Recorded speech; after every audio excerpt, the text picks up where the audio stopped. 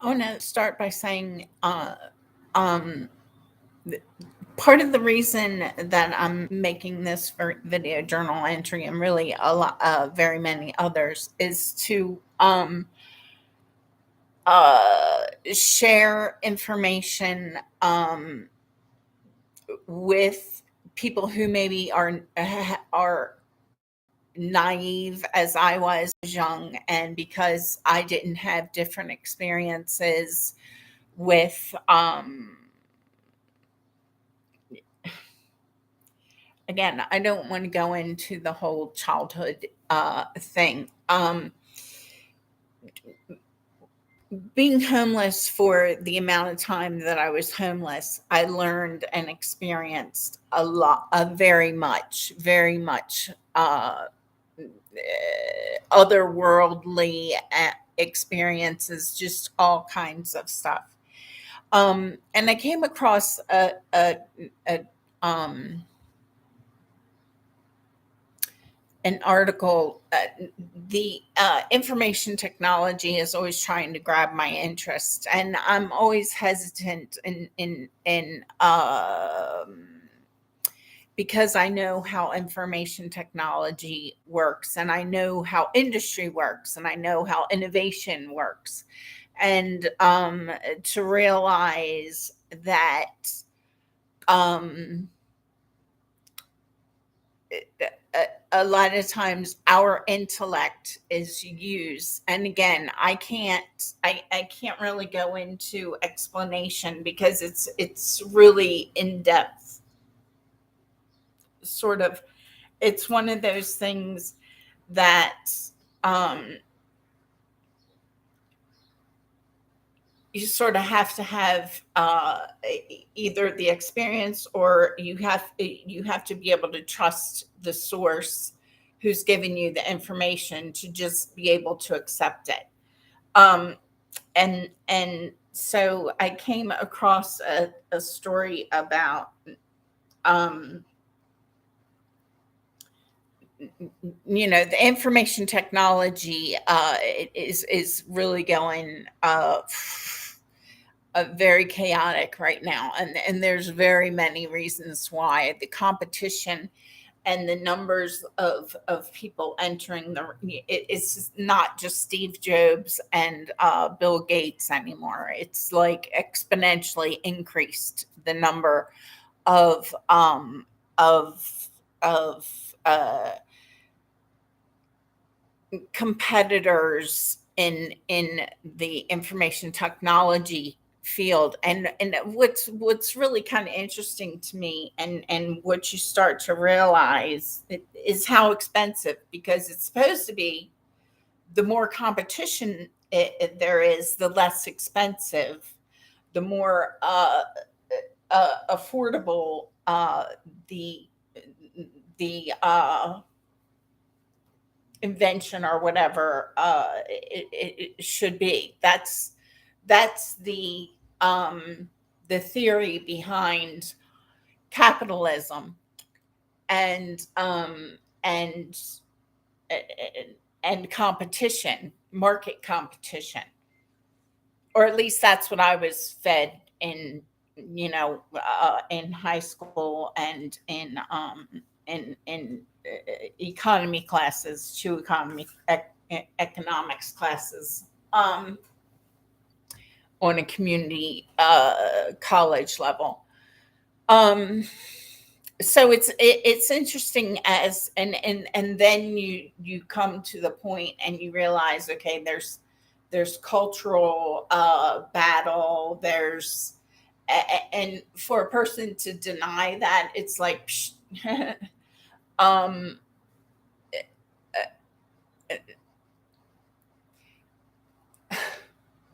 and it all just gets very frustrating as a person um who's again been used as a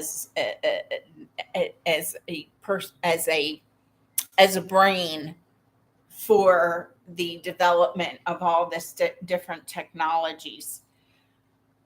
um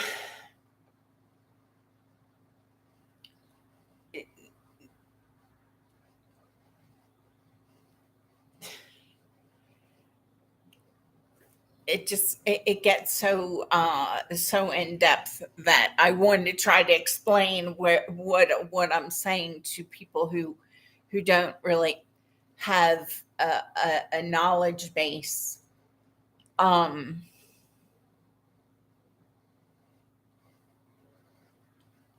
but to bring to attention, okay, why are all these things increasing in price instead of coming down in price? Who's running the show? Who's running the game? And it becomes a question, and you start to ask yourself, okay, who's trying to monopolize my mind, my money, and trying to take the and what weapons are being used uh in the game of marketplace placement. um and the other part, as a consumer, I say consumer, I'm not really, because I haven't uh, spent a lot of money in the past. Um, Really, my whole life, I've always been a frugal spender, but um, I'm trying not to come from an ego standpoint, because I'm not about ego. I'm about sharing information and sort of giving people who are moving too fast to and their minds are going too fast, which is another reason the methamphetamines cartel what is in question, because when a person is in a condition of their mind, either in fight or flight, or specifically induced by a drug such as methamphetamines, if you don't have a reason to fight or flee, because whatever reason, you just don't. um and there's always, the people who are trying to put you in a condition of which will benefit their somebody else's um a pocketbook or placement, and depending on what the person is driven by, money or ego. And I'm not driven by either. And then anytime that I catch myself, I try to re ground myself, as far as um, but then again, it's also a condition of including my own biological children in into their own intellect, uh,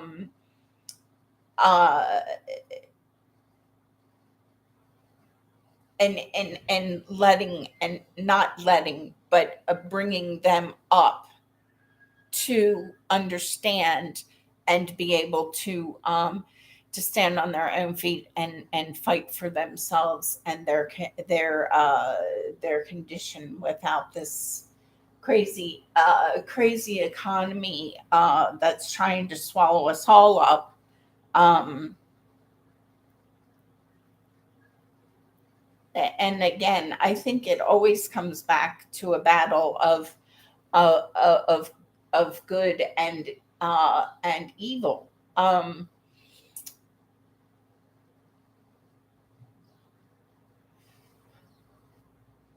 There was a third caveat of this topic I wanted to to bring to awareness, and now I've lost. I can't remember what the third part was.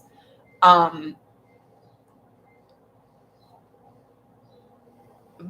but then there was another article, and this is one of the things that people who haven't had the experience, but if they trust the source, of giving the information, which I think I'm a trustworthy source. I am honest uh, as frequently, which is pretty much all the time. I throw a lie in when once in a while when I feel like, okay, it's almost like a readjustment of um, but not very frequently. I don't it's I don't want to cover other people who lie on a constant basis um, with them assuming that this is this big huge confession that I'm making, that I throw a lie into the mix every once in a while. Um, not very frequently at all, because I I'm a litmus test, and by telling the truth as frequently as possible, I uh, I can tell when other people are lying to me. Um, so anyway, one of the other articles that was scroll as I was scrolling through, trying to look something else up, because that's another thing. The marketing of information technology, as soon as you bring your computer up, you're bombarded with all these different stories, and it really is difficult to stay on task as to whether you're um as to for the reason that you got on the computer in the first place. um so this other story about, let me see if I closed it out.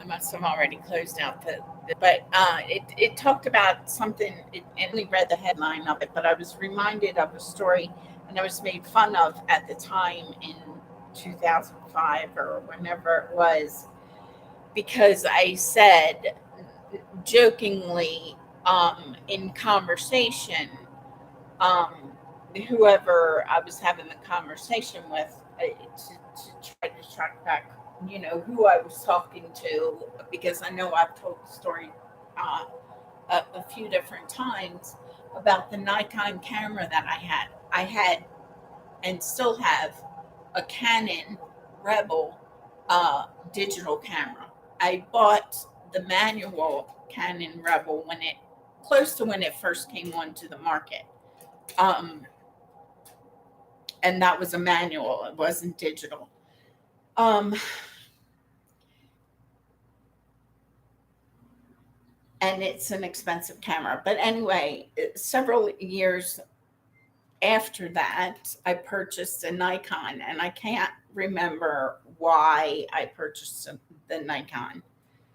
Um, and this, talking about cameras and photography and stuff, it's another area of my existence that takes me into a dark place in my childhood, and regarding Gene F. Henderson II and Charlotte Henderson, and so I'm squinting, and because again, it brings back memories I don't like to think about in my childhood. Um, and I kind of resent that these innocent purchases of and in my lifetime, which was a purchase I made for my own happiness and recreation, it is and has been tainted, where I can't think about, or look at my camera without thinking about Gene F. Henderson II, Charlotte Henderson, and my childhood. Um, and that's really absolutely every area of my life, and it really makes me angry, and it makes me even more resentful of those two people.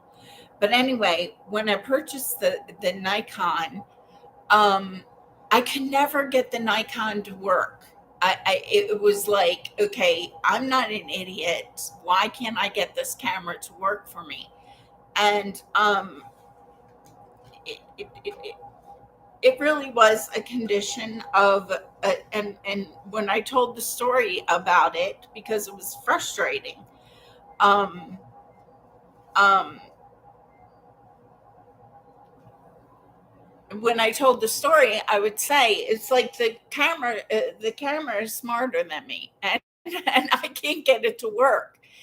And then something like, after telling them one day, after trying to use it, and it was like I had to intellectually engage with the camera itself. Um, um, and I used to joke about it, but now I know that that's really true. And as I was watching a show yesterday about quantum mechanics, I'm sitting here thinking, because I had suggested to someone, I was participating in a online chat group, or whatever they call it, that again, it caused me physiological pain, um, because it took me to a very low frequency participating in conversation with whoever this person was. He was like the administrator of the group, and then I started to wonder, oh my gosh, am I like communicating with Gene F. Henderson II, and he's got an alias, and this is a group that he's administrating? I don't know, but the the interesting part of the discussion was it had to do with, paranormal activity was the overall topic of the discussion group. And I always offer a completely different theory, simply because, not to be argumentative, but simply because I can see a different perspective, like very easily, just like listening or watching different things. It's like, okay, um,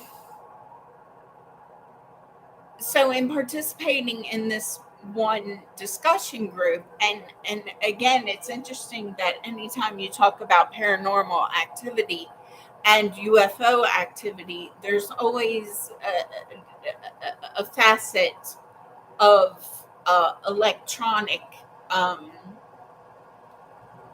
current, current, like, uh, electricity, not electronic. Electricity is the word that I was trying to think of. Um, so I brought to the conversation, uh, that I had started to wonder recently, and this I participated in this discussion group, like 2 years ago. It was within the first few weeks or maybe months.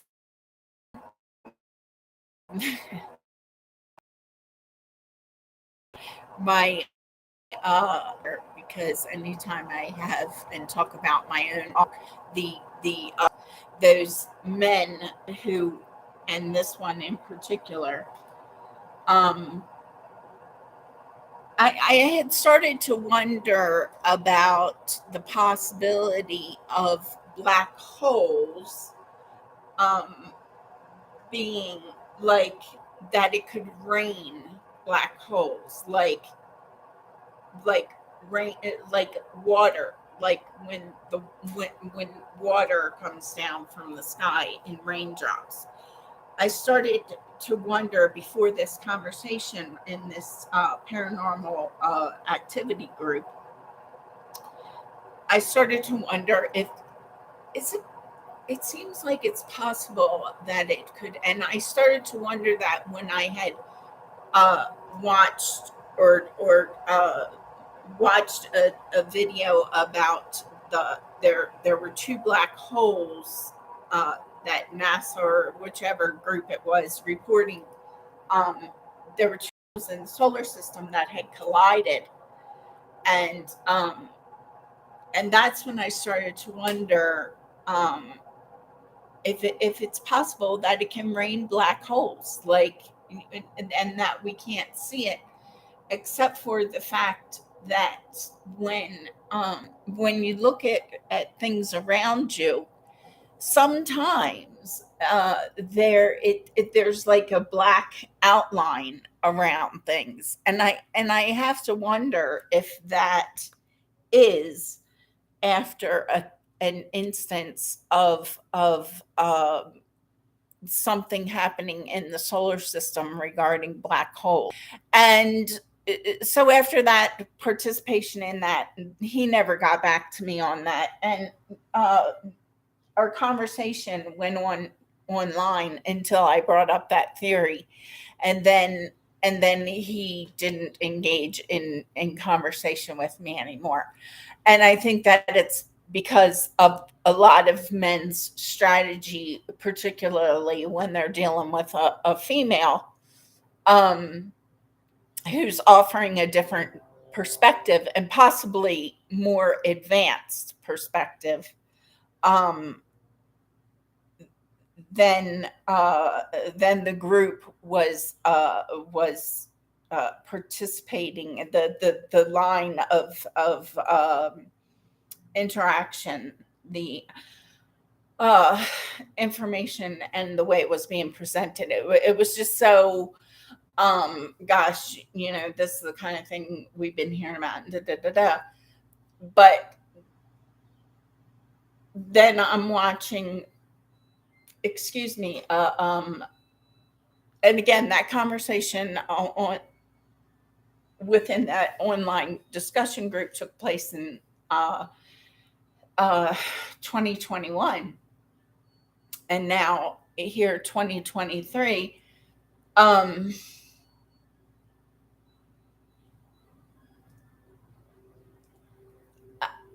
I was watching yesterday a documentary or video, whatever, about quantum mechanics. And I never understood physics. And this is the interesting thing.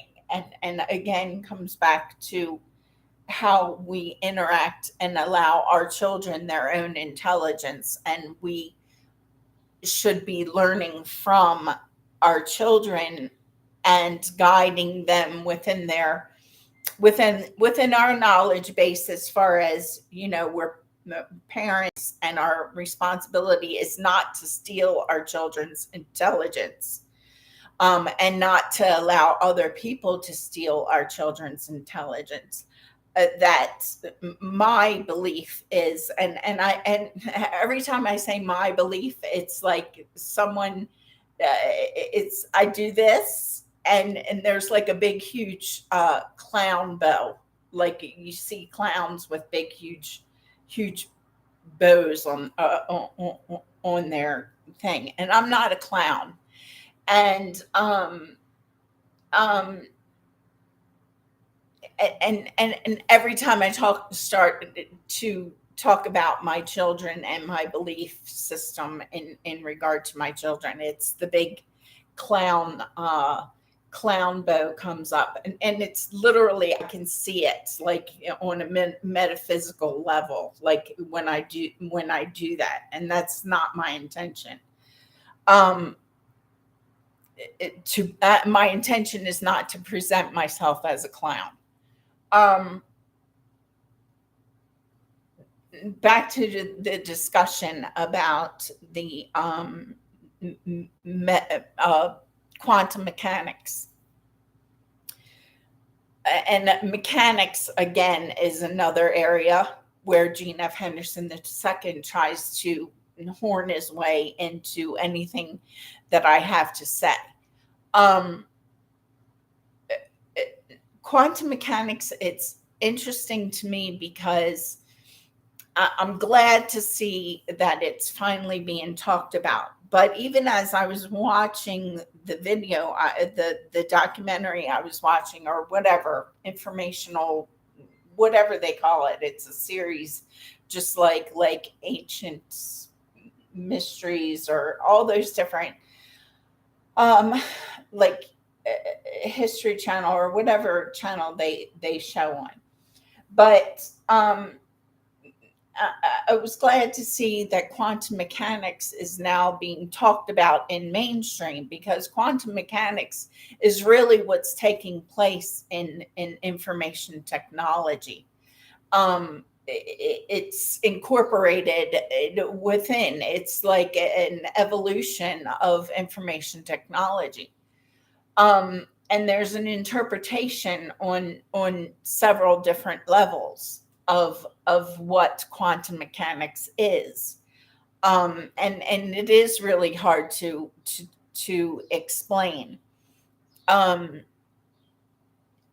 but I think that quantum mechanics has evolved and taken place because of black holes. And I think that it really is possible that it can rain black holes.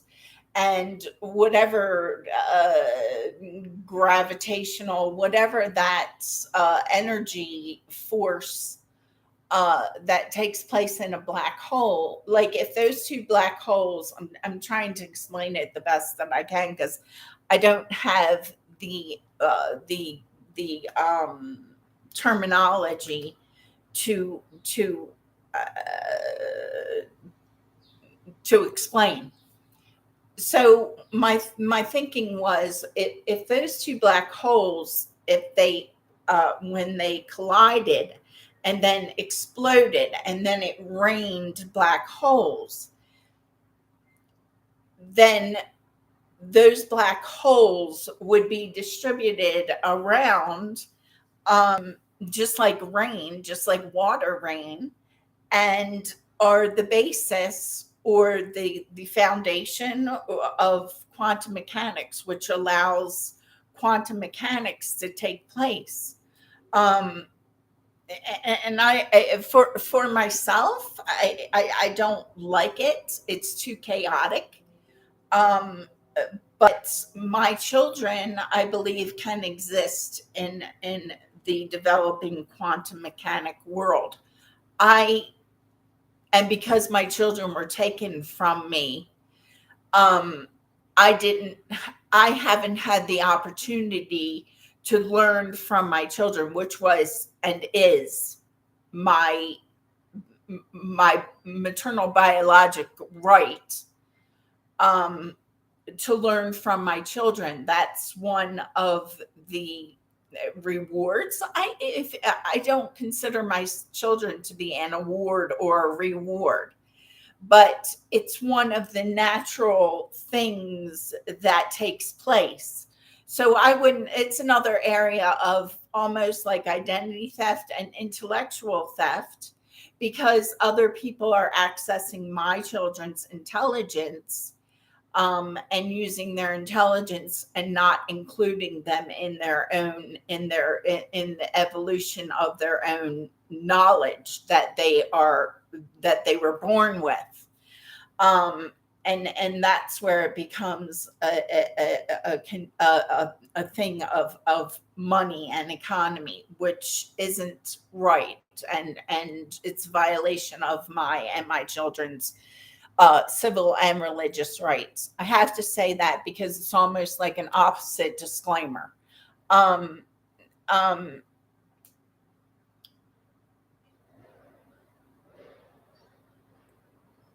um, so to think in terms of the black holes being the energy force, the energy of quantum mechanics, and the evolution of information technology and all this really strange stuff that's going on that people can't explain. And a lot of people, because they haven't had the experiences, of otherworldly existence. And again, I am a Christian, so Jesus brought me through this journey. Um, um, and right now, I'm thinking about the part of the there's different experiences that I've had, and one, I was sitting at a Dunkin' Donuts in what area was that? Was that Dundalk? Yeah. Um, I was sitting at, and I was at the Dundalk shelter. I call it the Dundalk shelter, but it wasn't really called that. It was an emergency shelter that was set up. I don't know for how many seasons, but this was 2014, I think, because this was before I went to jail at Harford Community or Harford Detention Center in 2015. It was either right at the end of 2000. I think it was right at the end of 2014. I get confused because I got out in July of 2015. And so it was right after the New Year. So it was 2015 that I was in jail, and it was 2014 that that I was staying at the shelter, which I call the Dundalk shelter, and I can't remember, what it was actually called. It was like a makeshift emergency shelter in a building that was empty, and whoever decided to open it as a shelter. And so I was sitting at a Dunkin' Donuts within a few blocks of where the shelter was in Dundalk, Maryland. And the computer screen and the base of the computer screen, actually, like the order screen that they have on the counter, it was like I was looking at it, and I was looking at the construction of the base of the screen, and it was like I could suddenly see, like I was seeing in a different world, a different existence, and I could see that the base, because of the way that it was designed, it was almost designed. It looked like a robotic figure, and I could see it like coming to life and like walking off of and no, I wasn't on drugs or anything. And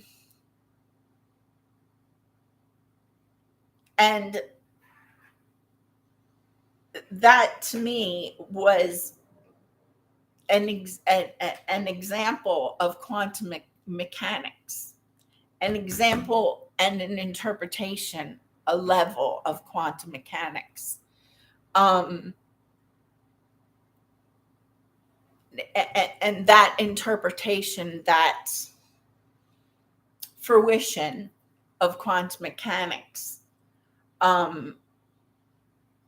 being an evolutionary fruition.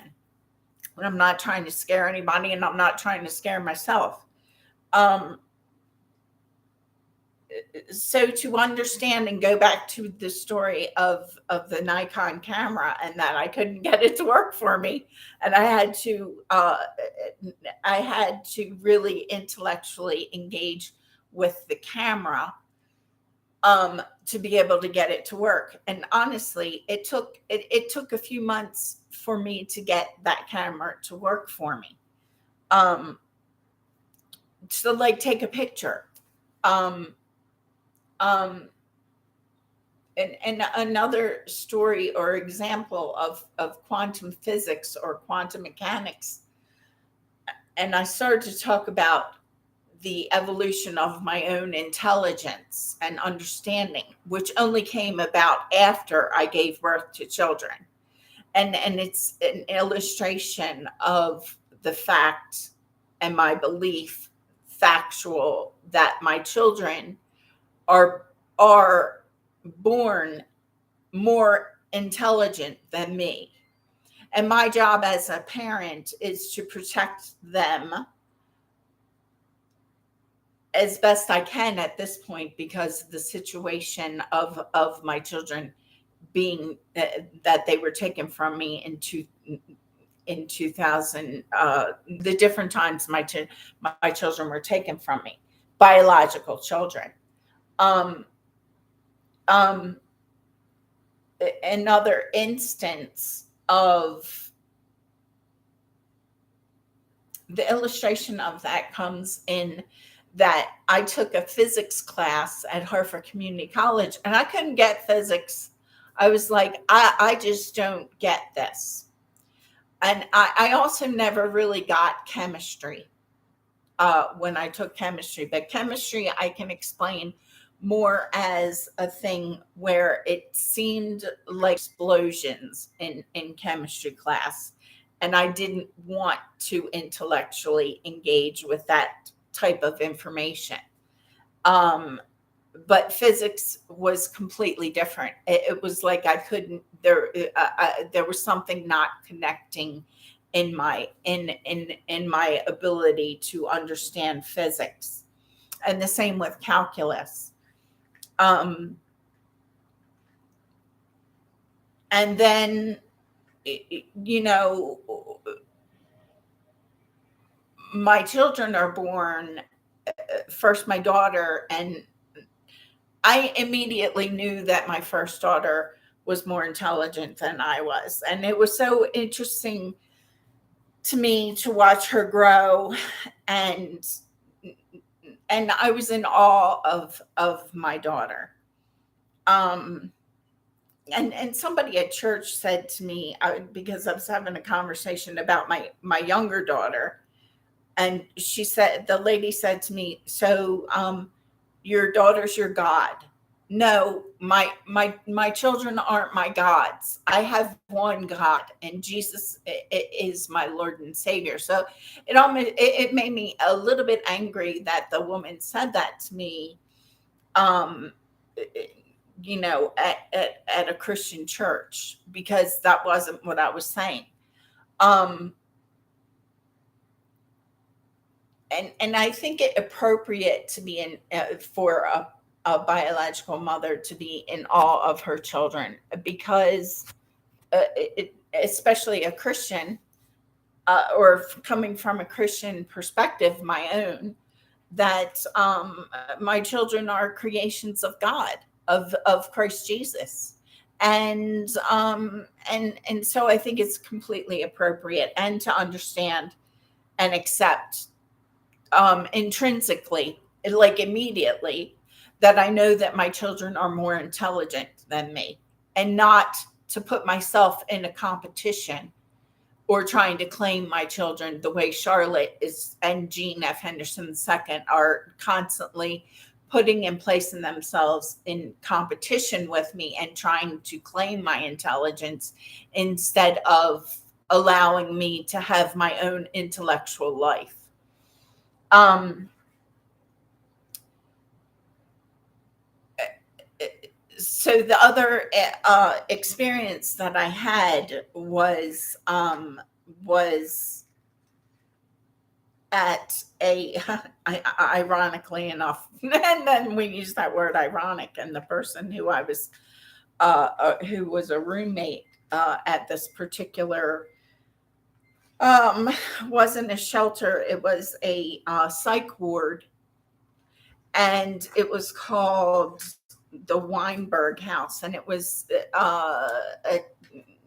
associated with, I think that place was called Spring Grove in Towson, and talk about premeditated plans and stuff like that. Now I have to bring up Spring Grove. First of all,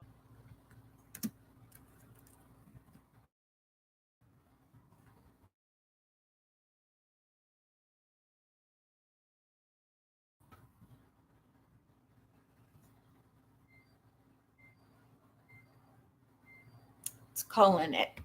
Um, Let me pull up Weinberg House and see. Anyway, the Weinberg House was a place that was it was Weinberg House. Okay, Shepherd Pratt. What he said, spring.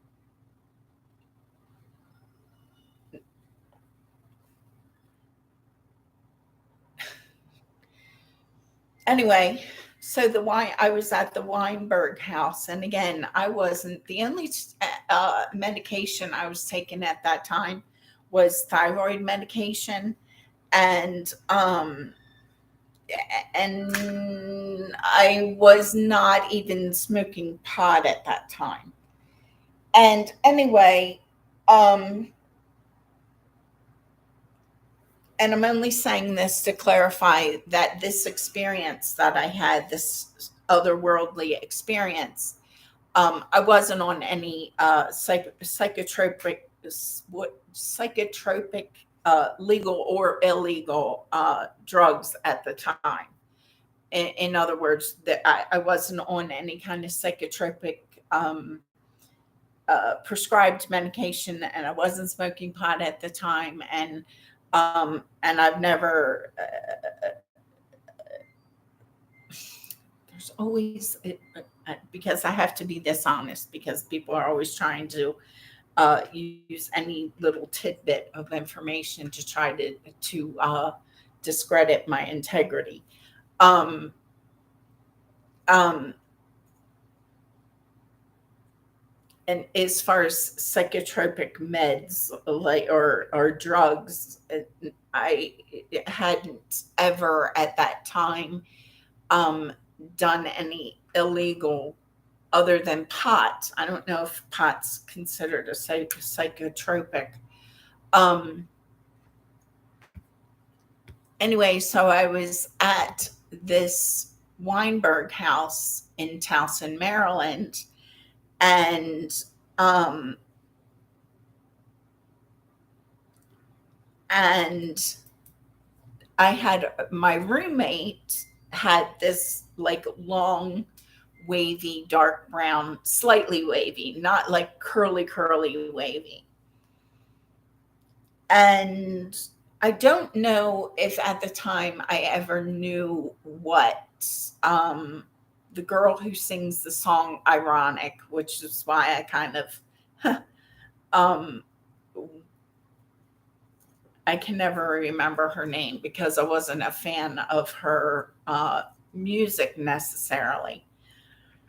Um, but the girl who I was a roommate at the Weinberg house with had a resemblance to that singer.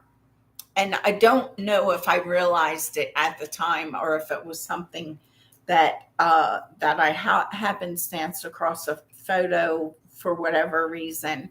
Anyway, at some point, made the visual association of the roommate that I had with the singer of that song. Iron isn't an ironic. Um, I'm sorry, I'm not trying to be. I honestly can't remember her name. Um, and I could look it up, but I'm not. I'm getting really distracted right now. There's a lot of different energies coming in and different people coming in, and because of that experience, there's a lot of emotional. Um, there's a lot of emotional stuff from my personal life, even within that short time, and it involves again Gene F. Henderson II horning his way into my life and like being thumbing his nose that at that point he was certainly aware that I did not want him to be anywhere near any of my children.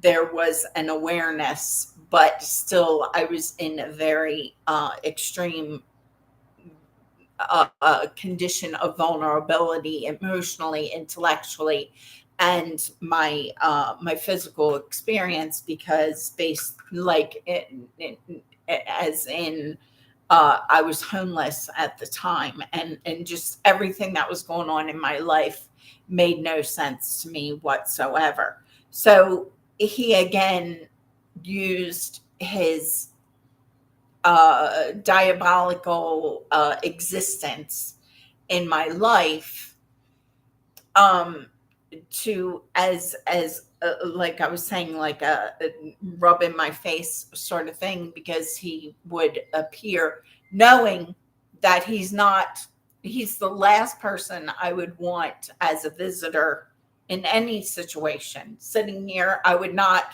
send Gene F. Henderson II an invitation to come visit me in my apartment.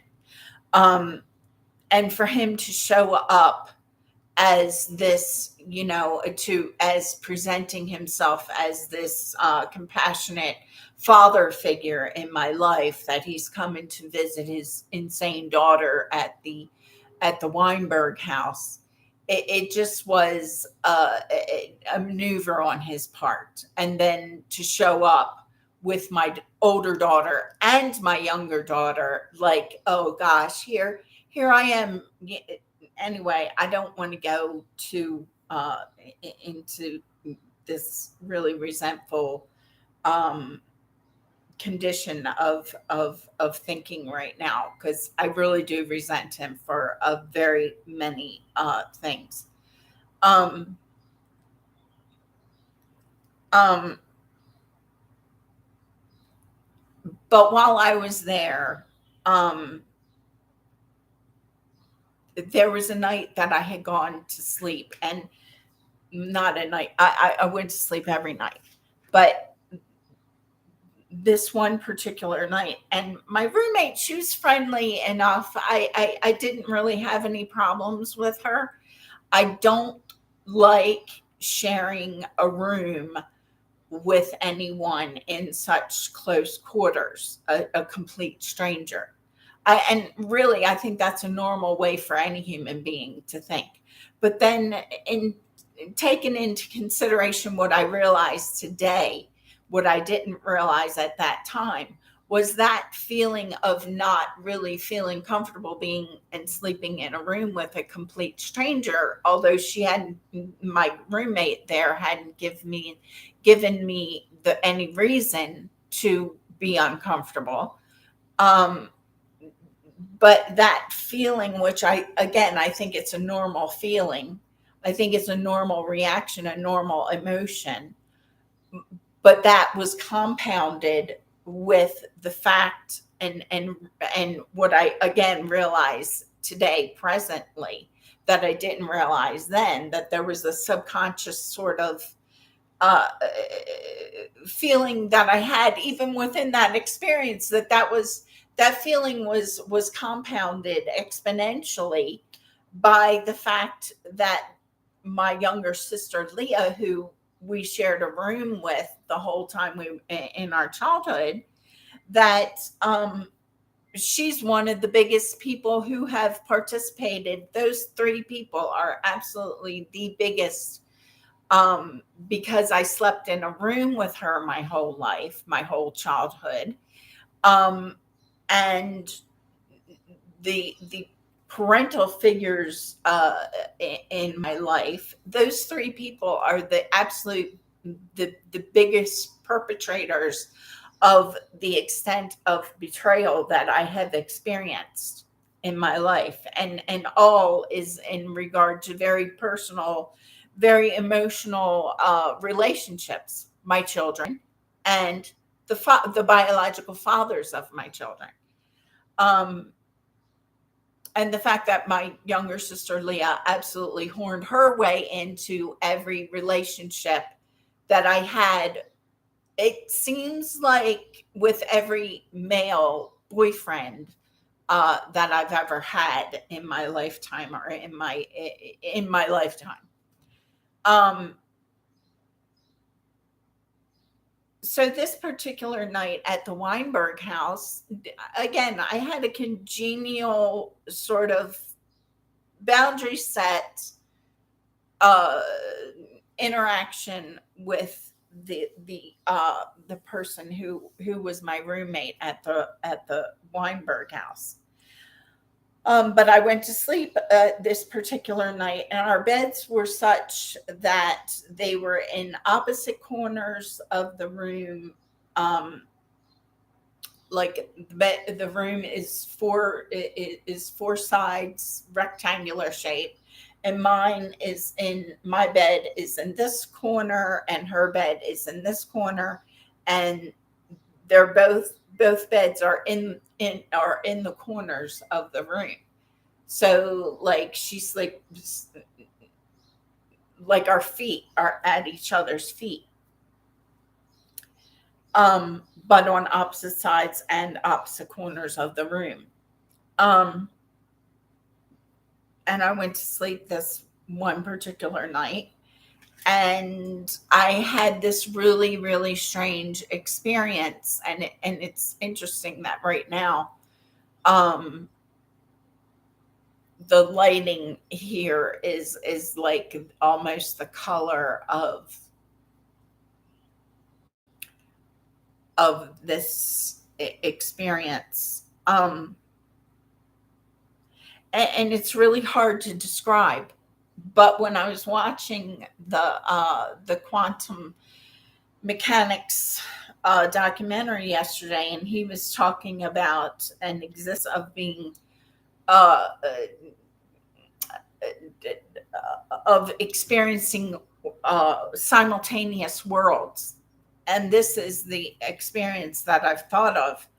And I thought to myself, okay, well, I can honestly say that I have experienced um, an existence in two completely different worlds simultaneously. Um, and I'm going to try to explain this experience that I had at the Weinberg house. And I woke up. It was the best I can explain it is that I was awake and asleep at the same time. It wasn't an instance of like throughout my lifetime, I've had dreams where I woke up and I'd be like the first one that comes to mind is like one time I dreamt that I had hit the lottery or something like that, and I had all this money, and I woke up the next morning and I started conducting my life like I really in my mind I believed that I had all this money, and then I realized, oh gosh, that was just a dream. And that realization came within like the first 5 minutes that I was actually that I had actually woken up. Um, so, but this particular experience, that's not that it wasn't that type of experience. This was that I sat up in the bed I was sitting in, and the entire room was this setting of everything was blue and gray and black, hues of blue and gray and black in the room. And I was no longer sitting in my bed. I looked around, or I was sitting on my bed, but for whatever reason, I looked behind me, and there was a panther in the scene, and it was like a scene, like there were trees around me and back of me, and my roommate was coming towards me, like actually walking towards me. And I can't remember what her name was. I want to say her name was Kat, or her nickname. And I put my hand up because she was approaching my bed, and she was half undressed. And I said, Kat, no. And I put my hand up, and she stopped. And but even her, and over in the area where her bed was, everything was, and I knew I wasn't asleep.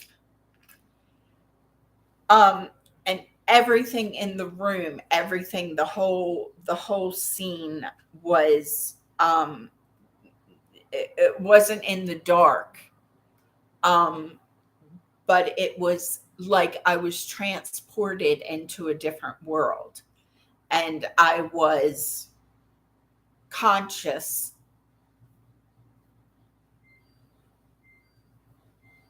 And that's the best that I can describe it, that I was transported, and this scene took place in another dimension or another world. I was not asleep. Um,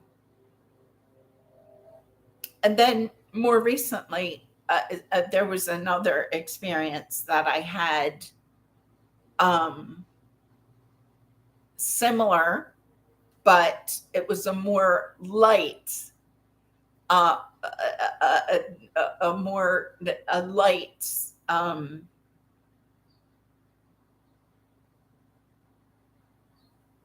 like everything was very bright, very, very,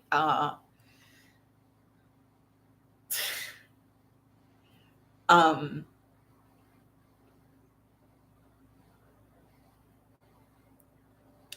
really, really interesting. Uh, of how, and I have to ask myself,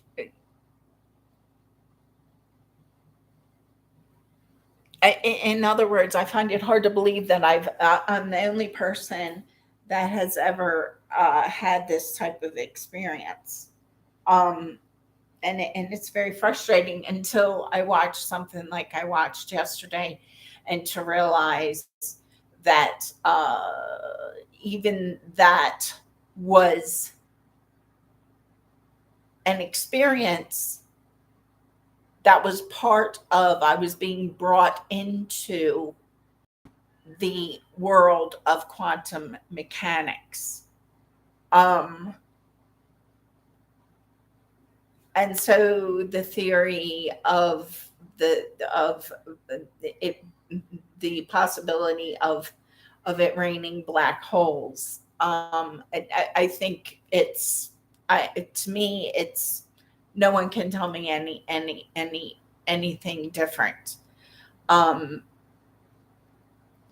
because to me, that theory and that question attends to, um, the evolution of what is taking place in the information technology world. And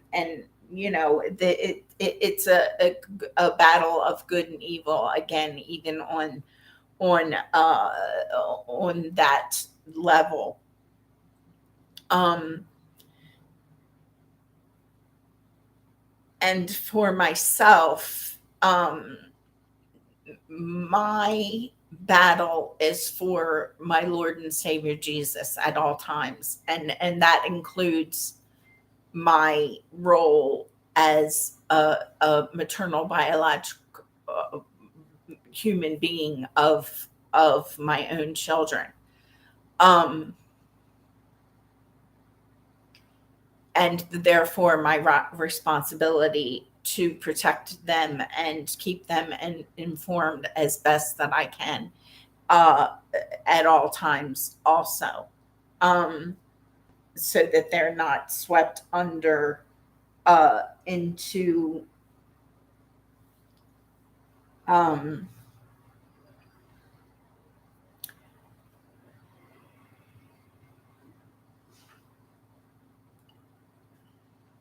I don't want to go any deeper than that. Um,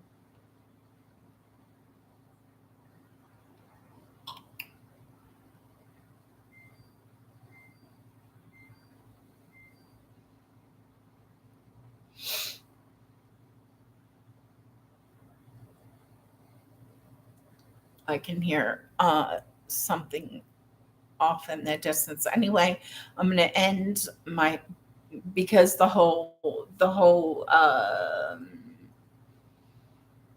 the whole concept or theory about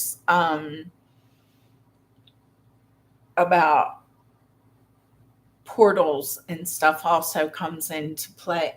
Also enters the theoretical um,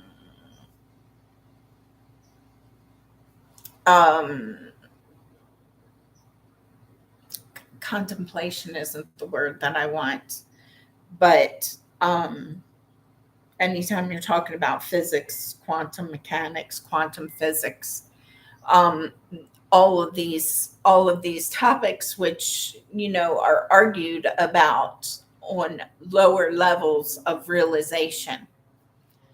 Um, and again, this brings me back to my children's existence, intelligence, awareness, and their world being a higher level of um, of intellect, um, that they can more easily accept the things that are going on, that intellectually they can understand, as long as they have someone who is allowing them to know what their own intelligence is. And again, that sounds like I'm talking in circles, but I know where I'm coming from, and I know that unless I'm the most intelligent person in the world, because I'm receiving information osmotically from my own children, and osmotic information is not defined but called, as far as nomenclature and terminology, is given a different word in uh, different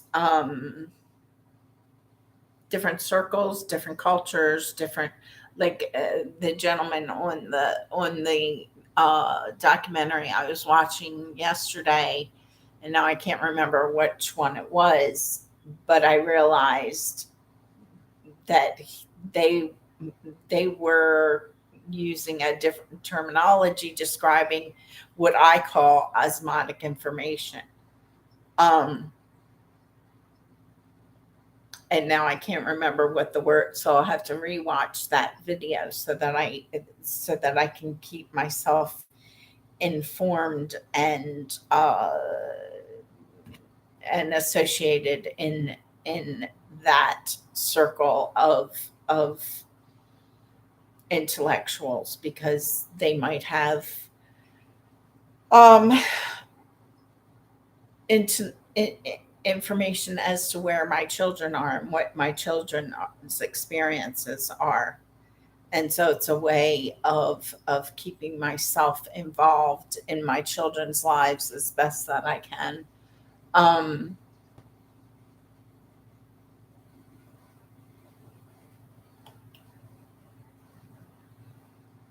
because the the powers that be, who, such as Gene F. Henderson II, he was a power that be in my life, which was a diabolical existence in my life, a diabolical intellect trying to control my my experience, my life, my everything, that from an outsider's standpoint, everything he could to hold me in a place of being able to take advantage of me, and in every way he possibly could, and he still does that. And so he is a power that that has had placement in the intellectual world, and the uh, um, shadow government, black market, all those types of things that come into play into, or I don't like to use that expression. Um, it's the worlds of good and evil in battle at all times, and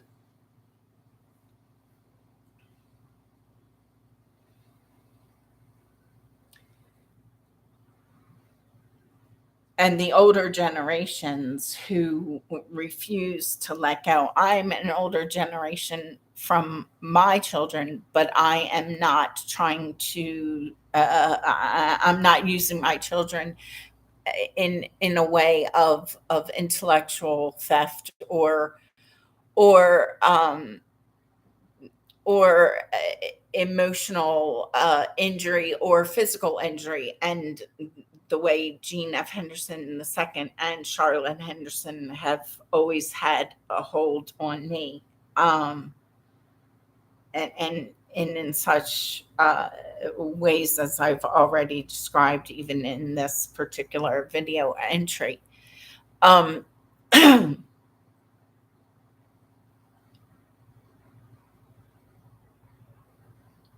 it's hard to keep myself separate from from his existence. Um, I shall though continue to, like, even as my voice starts to crackle and stuff. I know that it's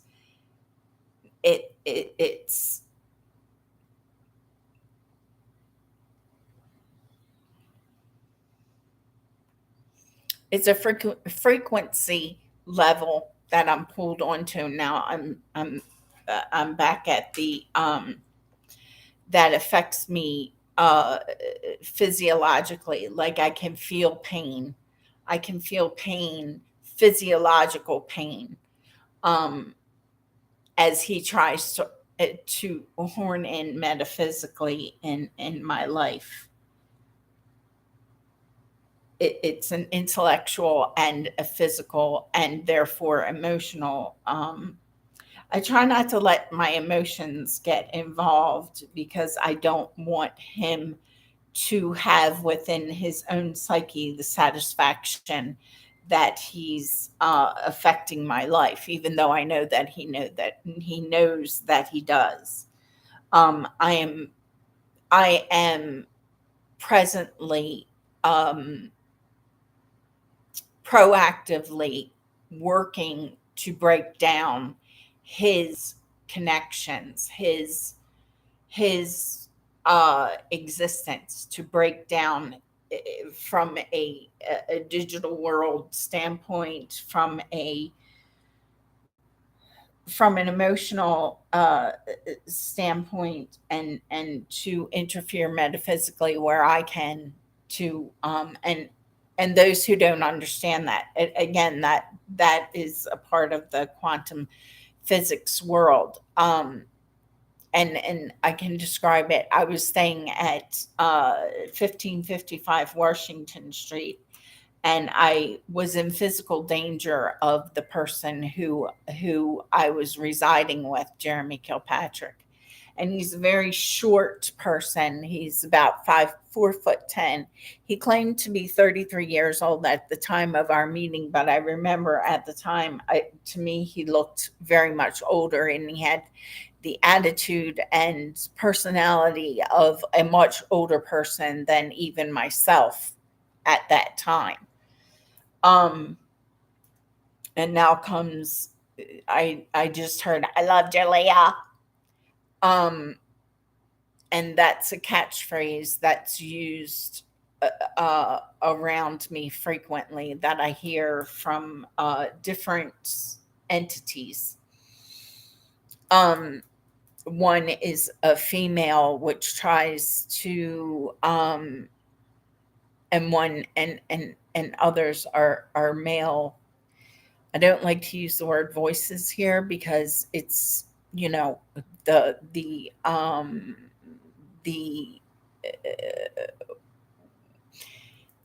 the world or the discipline of psychology and their pockets, their financial pocketbooks, will be challenging their existence and the validity or really non-validity, non-valid existence of psychologists. Because the more the world of metaphysical and quantum mechanics is accepted, and I think that metaphysical and quantum mechanics are pretty much the same thing. It's almost like terminology for time travel, quantum mechanics, quantum physics, metaphysical. They're almost interchangeable terminologies. So when I was at 1555 Washington Street and I was in physical danger and of course emotional danger, but physical danger of Jeremy Kilpatrick. Um, and I don't like saying that word because I have asked the question, why would he have chosen that surname as an alias? That the name Kilpatrick had a premeditated plan within that surname, like he chose it specifically as a anyway. So when I felt physically in danger of this 4'10" man who presented himself in the public as this very meek, very um person, he presented himself as a very vulnerable person. And when I was alone with him, he was the exact opposite of a vulnerable person, and he had a lot of physical strength. And I don't like to over attend to that fact, because I don't want him to be able to have kind of the same way I don't want Gene F. Henderson II to have too much. Um, it, and so I'm attending to that memory without allowing him to affect me in an intimidational sort of way. Um, so I was feeling physically in danger of this little 4'10" man. And he, at some point, I could feel my fear at that point. I didn't, even in his physical presence, I didn't allow him to to make me feel intimidated. I had a certain a level of control of my own psyche, and as far as not allowing him to make me afraid of him on a level of where he could I need to stop because I don't want to be providing any kind of catchphrases at this point in time telling this story. Um, but that particular instance, I had become aware of my own fear of him. And suddenly, and he was standing in the corner of the room, and he used to do really different strange things that what I realize now like at the time, I would just be like, what the heck is he doing? But everything that he did was very ritualistic. Um,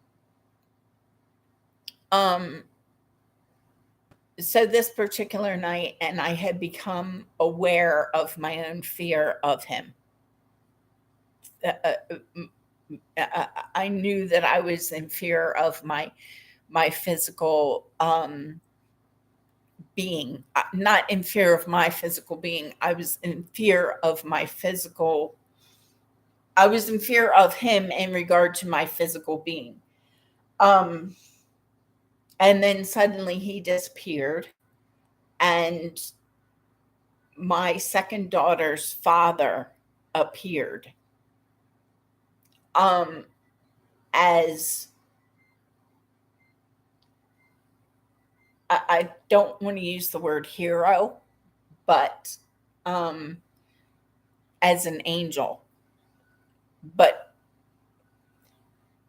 the the room brightened and was more like what you can see over in the lighting over here, which this is my bathroom, but anyway.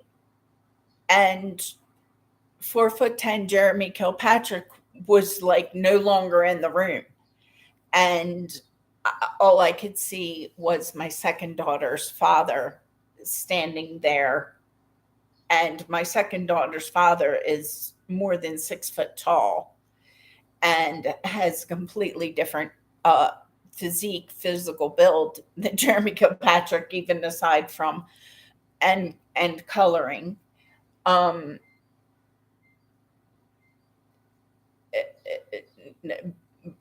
from us, even aside from, so again, it was an instance where there was no confusion of who disappeared from the room and who appeared metaphysically. um so I knew at that point that whatever my second daughter's father, biological father's activities were, I knew that he had, and I knew when we were living together in 2007 for that very short time, um, I knew that there was a level that he had a concern and a caring for me and for our biological children who I was pregnant with at the time, and now at this time are now 5 years old during this instance, or 4 years old, somewhere in there. Because I'm not trying to travel into my memory to distract myself. So I can't remember if they were 4 years old at the time of this instance at 1555 Washington Street in 2012, I think it was. Again, these dates are a little bit off. I'm not trying.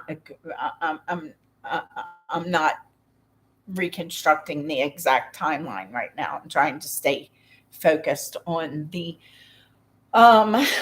on the reason for sharing this story and the connection um of this story as an illustration of the metaphysical and quantum mechanical and quantum physical world.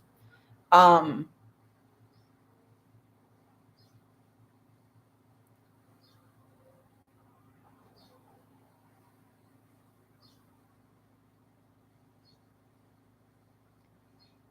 I'm just I'm going to end what I talking about the topic. I know that I'll have more to talk about once I start um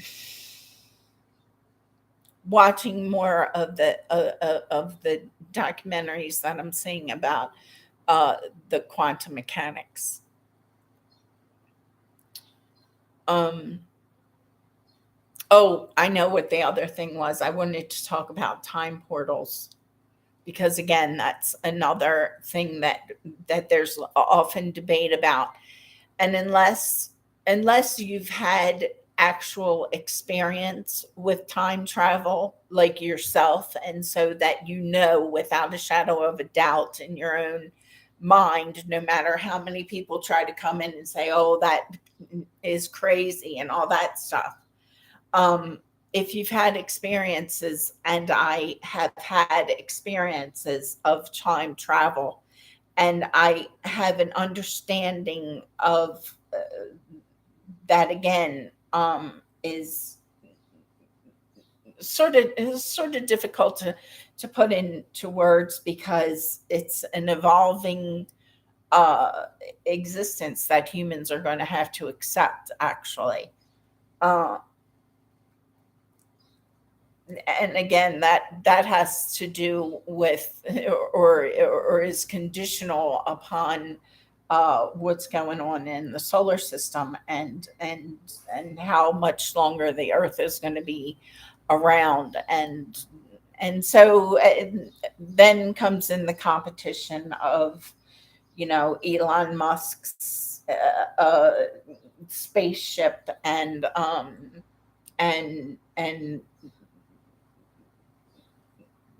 the other guy's spaceship, and all that stuff. Um,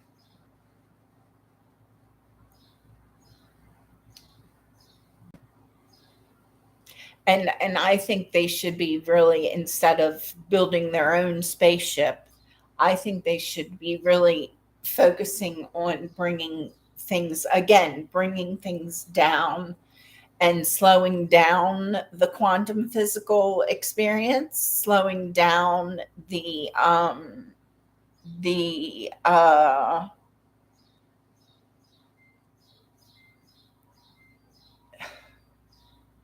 again, it all comes to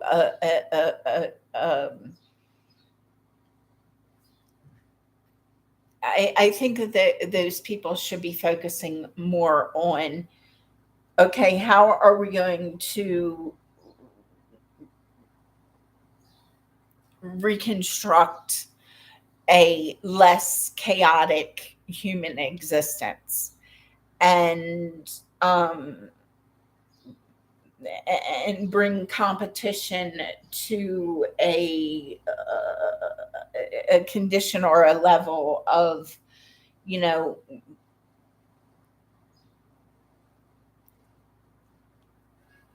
less gravitational um, drive.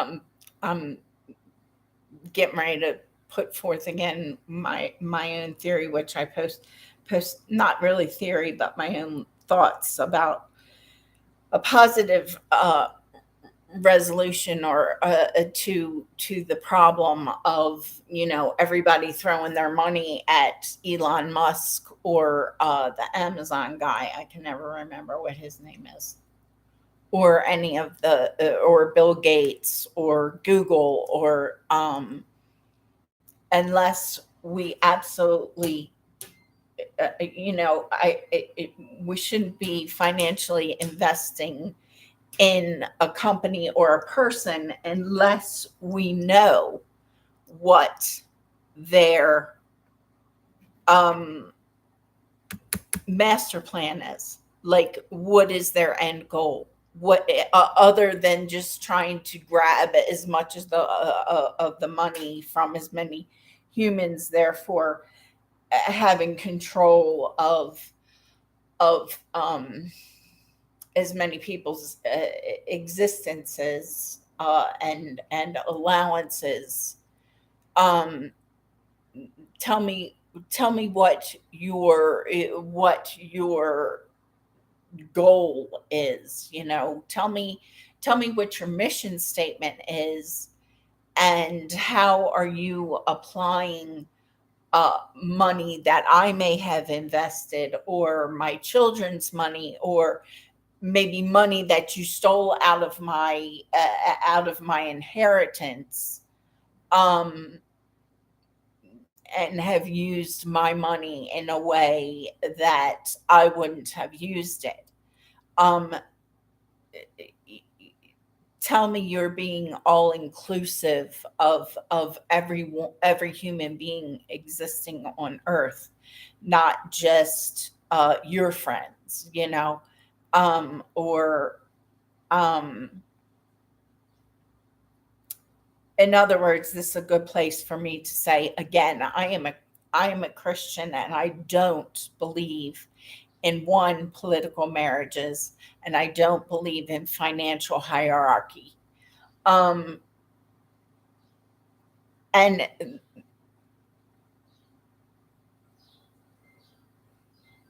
and I don't believe in taking other people of women's children from them, biologically speaking. Um, and that all is part of what um, that's a strategy, political, whatever strategy they could possibly use to get to the top in regard to whatever position it is. Um,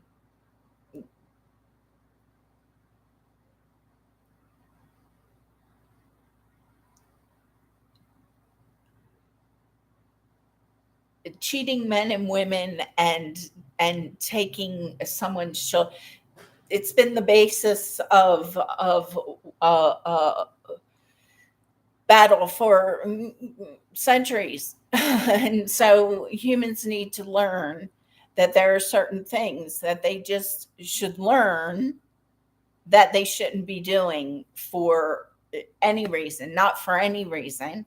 And they shouldn't be, definitely not trying to encapture people from other cultures, humans from other cultures, children, biological children of women from other cultures, um, as strategy for their footing in whatever. They should be attending to their own existence and trying to honestly help create an equal existence for everyone. And again, I've put forth very many solutions that doesn't involve weapons or having a any other woman nor myself being a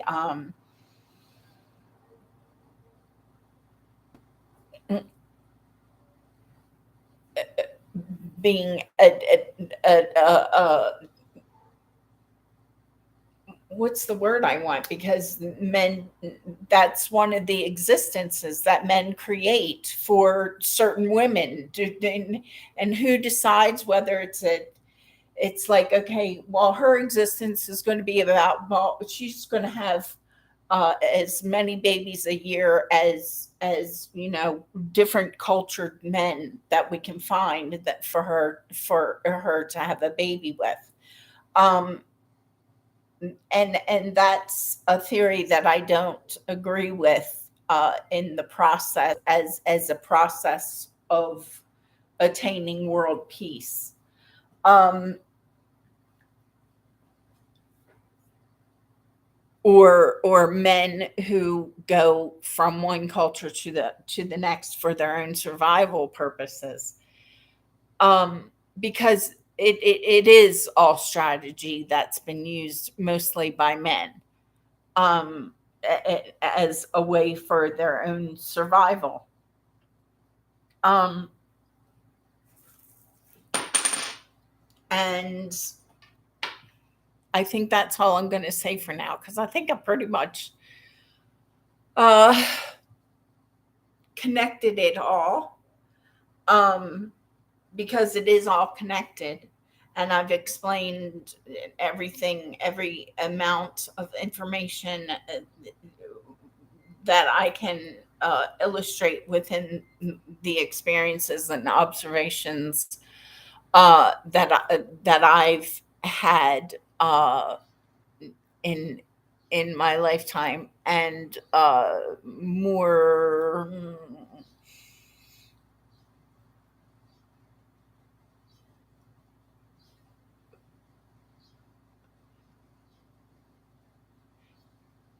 Right. At present, I hear like a younger person crying and a male. I can't tell whether it's a male or female crying, and but it definitely sounds like a younger person in a room with an older adult male voice.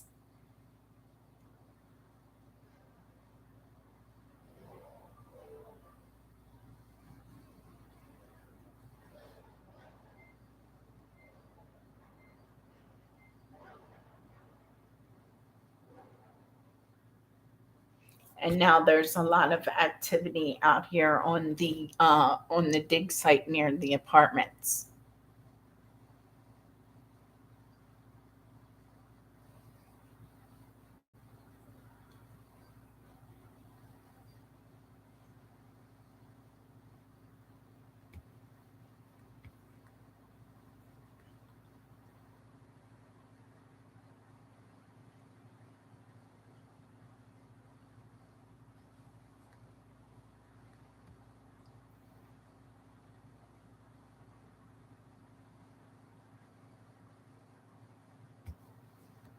I'm going to end my journal entry right now.